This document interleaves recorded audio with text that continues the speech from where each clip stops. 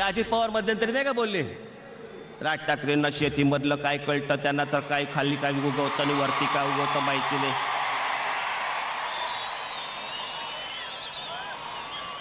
अजित पवारांनी आम्हाला सांगू नये आमच्याकडे खाली काय उगवतं आणि वरती काय उगवतं, आम्हाला सगळं माहिती आहे.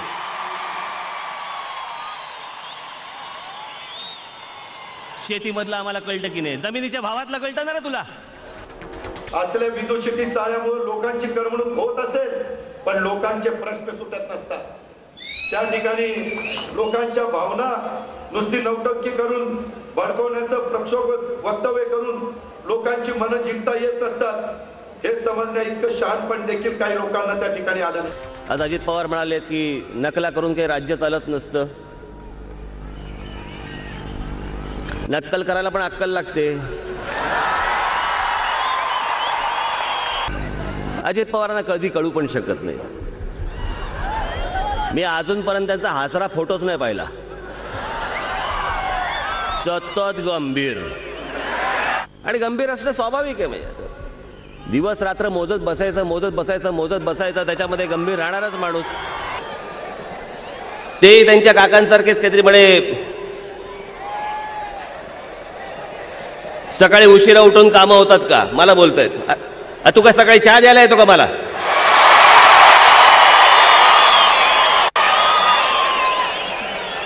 कोणाचं कधी उठतंय, तुला काय करायचंय?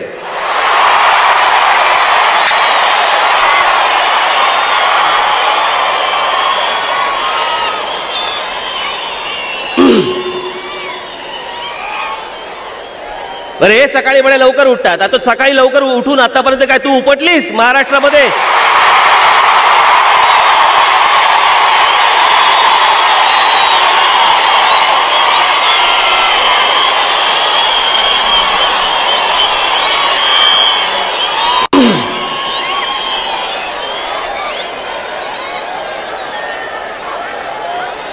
याला बरोबर, याला झोपा लागत नाहीत.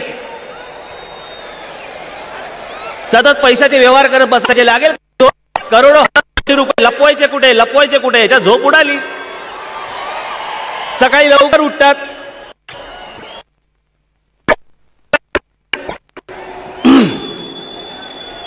त्याच्यामुळे लवकर उठावं लागतं. आम्हाला गरज नाही.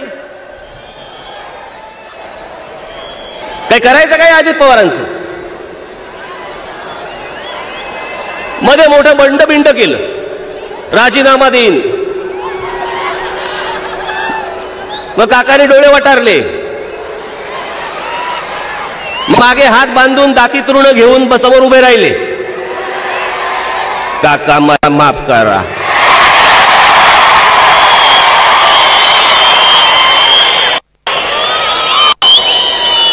दोन महिने बिन खात्याचे मंत्री होते.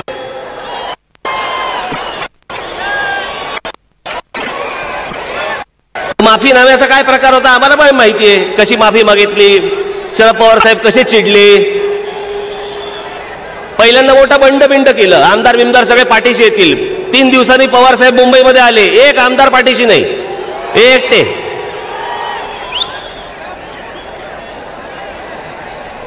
बरं, घरच्यांच्या जीवावरती जगण्याचं एक वय असतं, नंतर स्वतःच्या जीवावरती जगायचं असतं. वय वर्ष 50-52 झाले तरी काकांच्या जीवावर जगतोय अजून.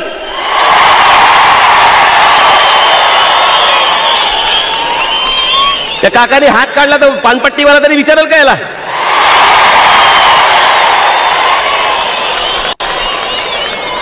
पहिलं कसं रुबाबात असायचं, रुबाबात.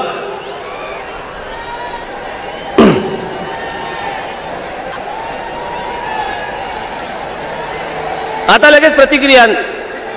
पक्ष जो निर्णय करेल तो मला मान्य आहे, बाकी सगळं पवार साहेबांनी बघायचंय.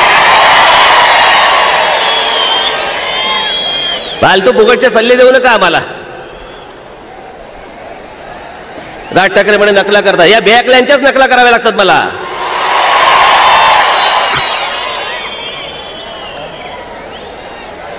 आणि तुमच्यापर्यंत पोहोचणं हे मी कसं पोहोचवीन हा माझा प्रश्न आहे.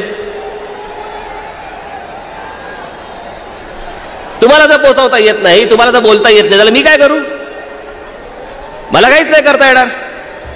कुठेतरी सांगितलं म्हणले अजित पवारला शरद पवारामुळेच किंमत आहे. आणि मग मी कुठे म्हटलो तुझ्या काकामुळे किंमत आहे? मला माझ्या काकामुळेच किंमत आहे. मी नाही म्हणलोय का? ह्याला कुणामुळे किंमत आहे? ह्याला कुणीतरी विचारलं असतं का? ह्याच्या काकामुळे त्याला किंमत आहे, माझ्या काकामुळे मला किंमत आहे.